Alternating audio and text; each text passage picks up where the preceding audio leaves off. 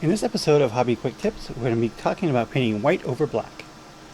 Now, there's a lot of tutorials out there, and they mainly focus around layers, starting with a gray and building your way up to a white.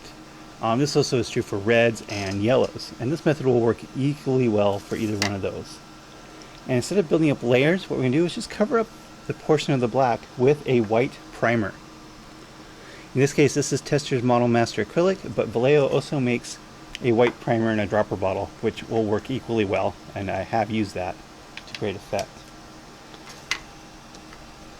Now we do want to thin it out a little bit, and it don't need a perfect coverage either. It doesn't need to be a solid white here to get the effect of covering up the black. So I'm just going to mix up a little bit of water here with the primer. So he's going to go on pretty thin, which is fine.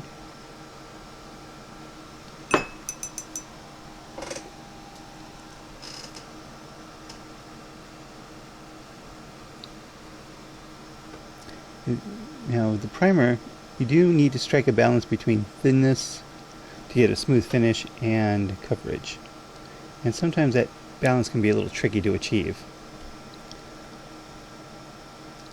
So I just like it a little thinner than normal, than you would probably do on a normal paint. And again, it doesn't need perfect coverage, but it does need to be smooth, so you do got to take that into account. Okay, so there we are. And what the advantage of using a primer over a paint for your first layer is that it's going to give you better adhesion, better coverage, and a much smoother start. So I'm going to let that dry, and then we'll try on just some basic Citadel layer, white scar, not even the base, and we'll see how far we can get. Okay, so now the primer is dried.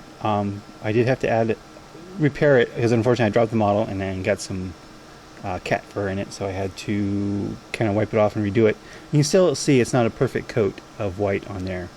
So what I'm going to do is just cover it up with some white scar. Now this might take a layer or two to get a perfect white, but that's all you need. So again, we do want a little bit of water on here. We don't want it too thick. You want it thick enough to coat, though.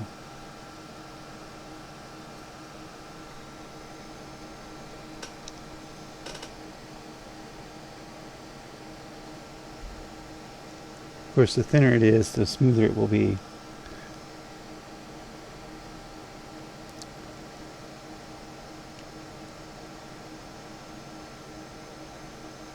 Yeah, I was going to take another coat. But now we're building up to a very nice white here in absolutely no time. So I'm going to let this dry, do one more coat, and that should give us a nice solid white color.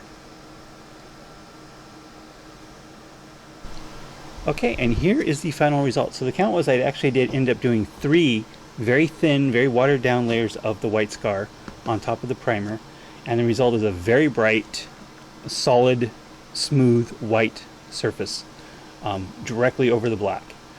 So again, this is a very simple way to get a light color over a dark color. It's also good for touch-ups. If you say get the black somewhere it doesn't need, just kind of hit it with that primer real quick. So again, you can use the Model Master Acrylic, which is pretty thick, so it needs a lot of watering down.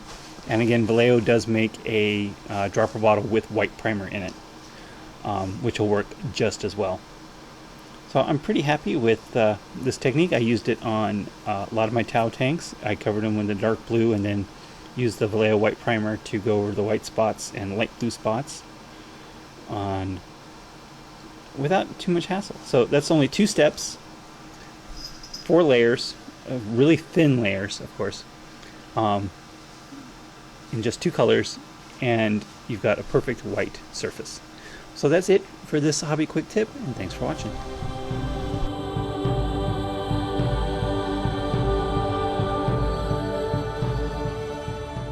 Watered down coats of the white scar. Really, Cat?